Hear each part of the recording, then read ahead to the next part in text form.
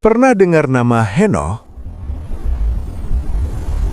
Dalam Alkitab, dia adalah satu-satunya orang selain Nabi Elia yang tidak mengalami kematian. Diceritakan, ia bergaul karib dengan Allah, lalu ia tidak ada lagi sebab ia telah diangkat.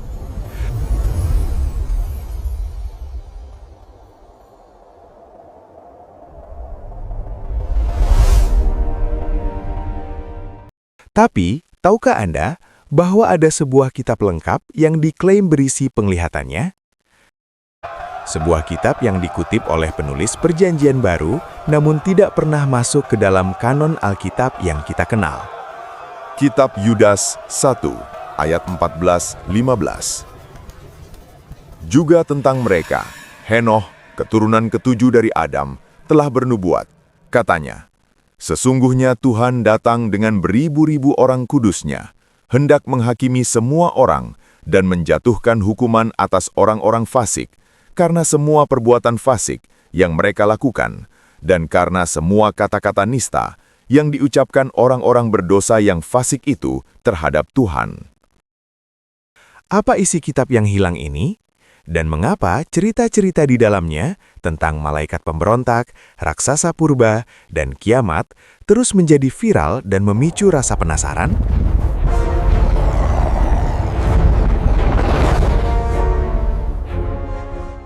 Mari kita mulai menyelami misteri Kitab Henoh.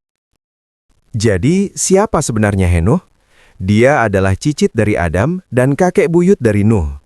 Dari semua leluhur dalam silsilah di kitab Kejadian, hanya Henoh yang mendapat pujian khusus. Ia bergaul karib dengan Allah, dan hidupnya berakhir dengan cara yang ajaib. Diangkat oleh Allah, menghilang dari dunia ini.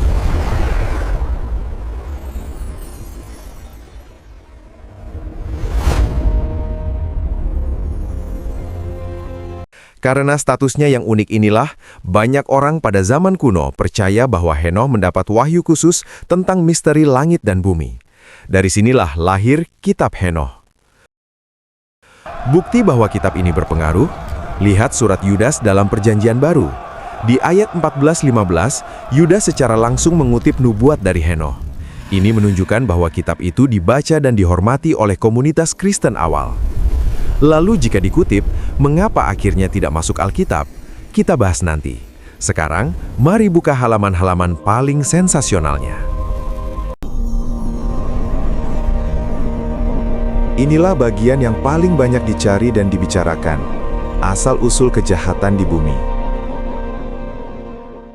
Kitab Henokh memberikan detail yang sangat dramatis dari cerita singkat dalam Kejadian 6, tentang anak-anak Allah yang mengawini anak-anak perempuan manusia. Dalam satu Henokh, mereka disebut para pengawal atau watchers, sekelompok malaikat dipimpin oleh figur bernama Semjaza yang memberontak dengan memutuskan turun ke Gunung Hermon. Di sana, mereka terpesona oleh kecantikan wanita manusia dan memilih istri bagi diri mereka sendiri.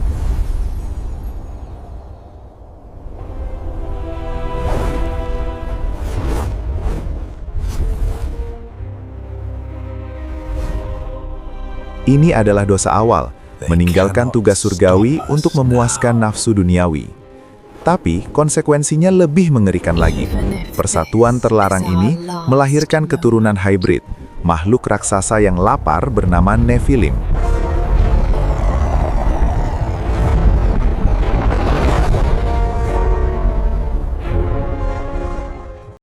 Para Nephilim ini menghabiskan sumber daya bumi dan menebar kekerasan.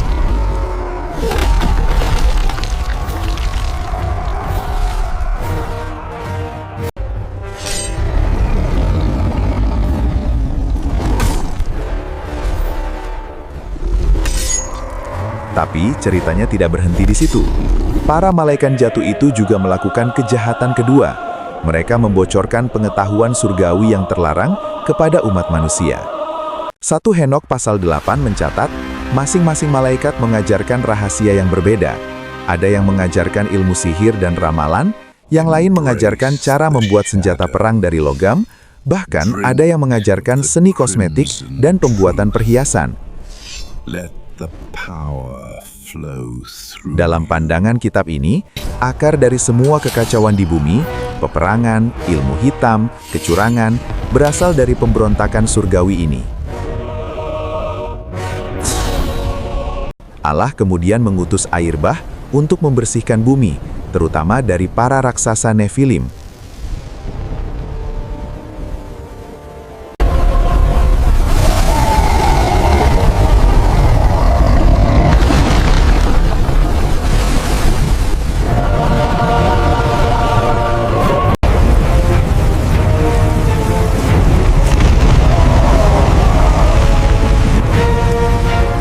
Dan mengurung para malaikat pemberontak di dalam kegelapan untuk menunggu penghakiman akhir.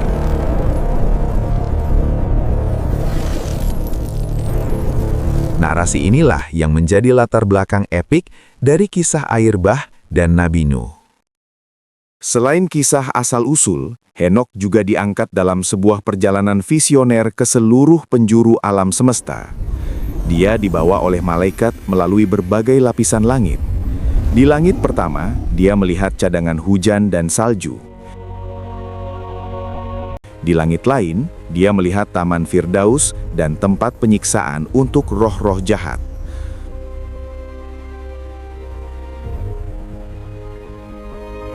Wretched souls, your time of judgment is at hand.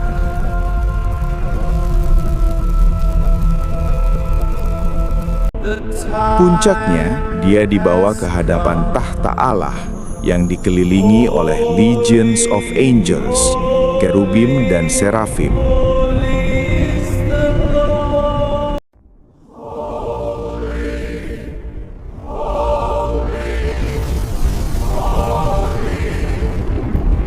Penggambaran ini sangat mirip dengan yang ada di kitab Wahyu.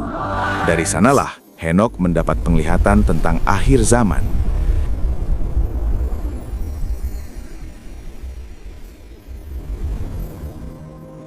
Dia melihat sebuah kitab yang terbuka, penghakiman terhadap bintang-bintang yang melambangkan para malaikat jatuh dan banjir besar yang akan datang. The time has come for the purification.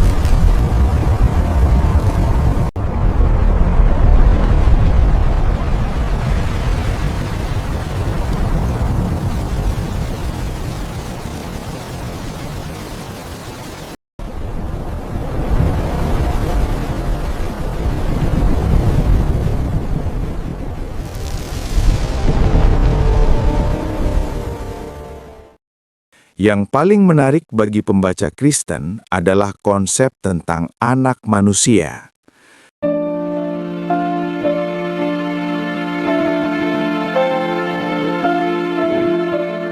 Dalam 1 Henokh 48, digambarkan sebuah sosok yang dipilih sebelum penciptaan dunia yang akan menjadi terang bagi bangsa-bangsa dan hakim bagi yang kudus.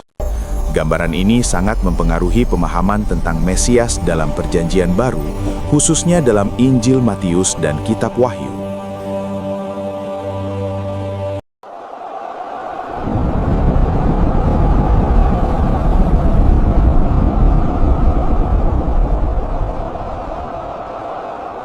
Jadi, Kitab Henokh bukan hanya tentang dosa di masa lalu, tapi juga tentang penyelesaian akhir dari semua kejahatan di masa depan. Pertanyaan besarnya, jika kitab ini begitu detail, dikutip dan berpengaruh, mengapa tidak termasuk dalam Alkitab Kristen atau Yahudi saat ini? Beberapa alasan para ahli. Pertama, soal waktu penulisan. Mayoritas sarjana percaya kitab Henokh ditulis antara abad ke-3 hingga ke-1 SM, jauh setelah zaman Musa.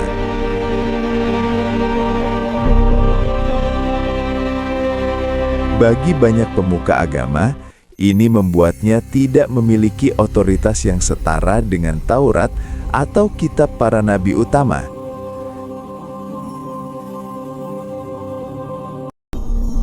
Kedua, gaya dan fokusnya yang sangat apokaliptik, penuh penuh dengan simbol, mimpi, dan penglihatan, mungkin dianggap terlalu spekulatif dan berbeda dari fiksi historis atau hukum dalam kanon utama.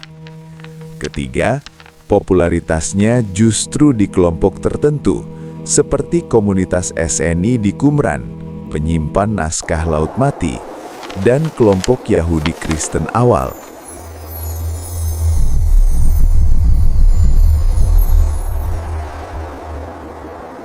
Aliran utama Yahudi dan kemudian gereja yang lebih luas memilih kanon yang berbeda.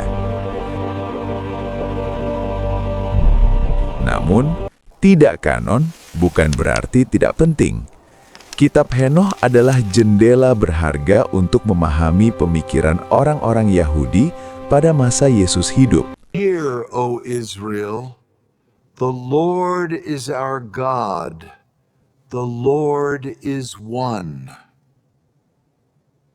Ini adalah budaya pop teologi pada zaman itu yang membantu kita mengerti mengapa para penulis Perjanjian Baru berbicara tentang malaikat, setan, dan penghakiman dengan cara tertentu.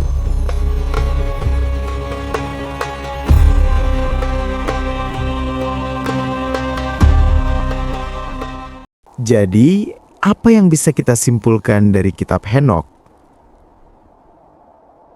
Ini adalah sebuah karya sastra religius yang epik yang berusaha menjawab pertanyaan-pertanyaan besar.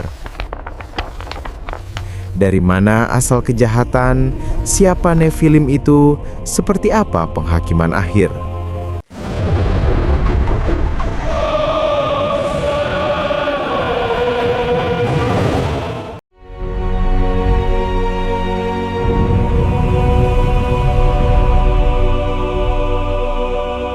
Kitab ini bukan pengganti Alkitab, melainkan konteks sejarahnya.